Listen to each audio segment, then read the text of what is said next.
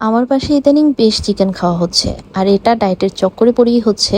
তো যেহেতু চিকেন খেতেই হচ্ছে, একভাবে তো আর বানানো যাবে না, বিভিন্নভাবে আমি চিকেন বানাই। তো সবসময় যে জিনিসটা হেলদি হয় এমন না, মাঝে মাঝে তেল ঝাল মশলা দিয়েও আসলে বানাতে হয়, খেতে ভালো লাগে এগুলো। তো আজকে এরকমই একটা রেসিপি আমি আপনাদের সাথে শেয়ার করি।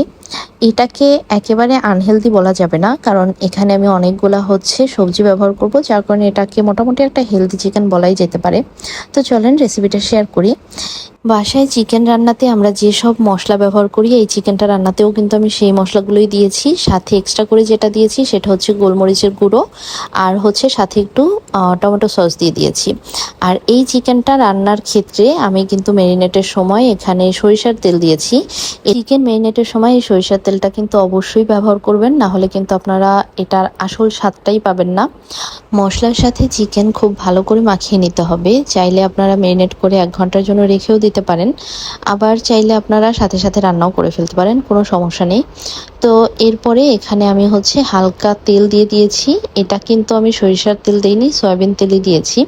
সরিষার তেলটা শুধু আমি ম্যারিনেটের সময় ব্যবহার করেছি। তো চিকেনটাকে ভাজার সময় একটু ঢাকনা দিয়ে দিবেন যাতে সিদ্ধ হয়ে যায় মোটামুটি। তো এরপরে এখানে যে মশলাটা ছিল, সেই মশলার সাথে কিন্তু আমি এখন সবজিগুলোকে মাখিয়ে নেব। এখানে আছে গাজর, টমেটো, ক্যাপসিকাম আর পেঁয়াজ। আপনারা চাইলে আপনাদের পছন্দ মতো এখানে বরবটি দিতে পারেন, আরও অনেক সবজি দিতে পারেন যা আপনাদের খেতে ইচ্ছা করে। তো এরপরে মাংসটা মোটামুটি একটু যখন পানি ছেড়ে দিবে এরকম, তো তখন এই মশলা সহ আপনারা সবজিটাকে এটার উপর দিয়ে জাস্ট ঢেলে দিবেন।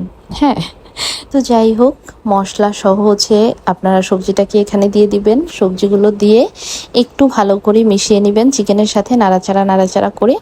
তো এরপরে এটাকে জাস্ট আপনারা রেখে দিবেন। এটা আপনা আপনি হতে থাকবে।